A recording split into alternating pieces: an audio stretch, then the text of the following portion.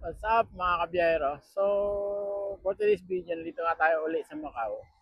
As usual, hindi tayo makaalis dito. So guys, ito, pag pumunta kayo ng Macau, huwag niyong kakalimutan pumunta ko dito sa Wind Palace. Yan o, mayroon silang free ride dyan sa ano na yan, sa ano na yan, yung cable car na yan. Pipili lang kayo sa baba, hindi niyo yung pilahan.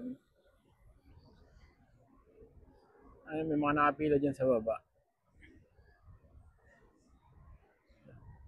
Tapos yan, ano na kayo dyan, pwede na kayo mag-rides. Kung anim kayo magkakasama, kasya kayo dyan sa isang sa isang car na yan.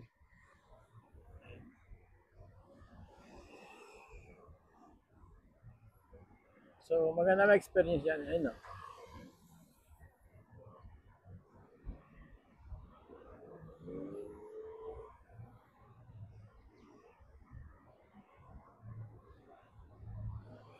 Hindi na ako makalapit dun kasi